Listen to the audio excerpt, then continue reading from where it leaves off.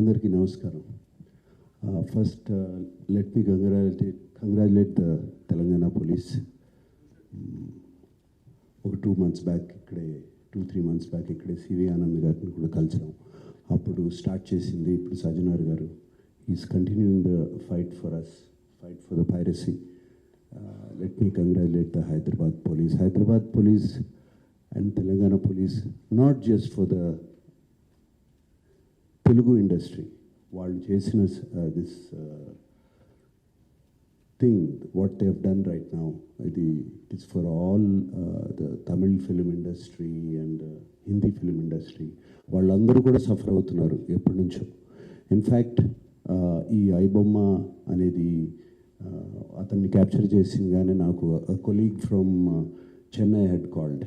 వాళ్ళు ఫోన్ చేసి ఇక్కడ చేయలేంది మీరు చేశారు అక్కడ అని. So let me really congratulate the whole team of the Telangana police. And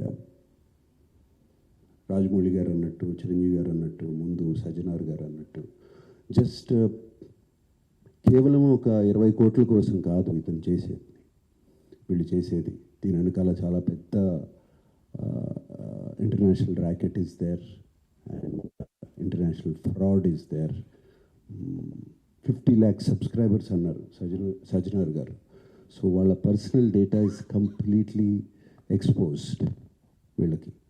and I remember మా ఇంట్లో కూడా, మా ఫ్యామిలీలో కూడా just about 6 months back, 7 months back ఇదే జరిగింది. ఆల్మోస్ట్ ఇంట్లో ఫ్యామిలీ మెంబర్ని ఒక డిజిటల్ అరెస్ట్లో ఆల్మోస్ట్ 2 days పెట్టారు. ఇదే సేమ్ ఒక ఆర్గనైజేషన్ ఇస్ డన్. సో వాళ్ళు ట్రాక్ చేస్తారు, వీక్నెస్ చూసుకుంటారు, ఎలా పట్టుకోవాలి, వీళ్ళని ఎలా చేయాలి అని చేసి. And they have all the details, credit card account details, everything.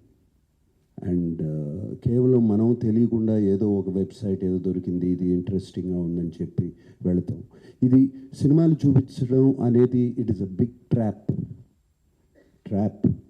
అది వాళ్ళకేదో మీకు ఫ్రీగా సినిమాలు చూపించాలని కాదు, వాళ్ళకి దీని వెనకాల చాలా పెద్ద ప్లాన్ ఉంది.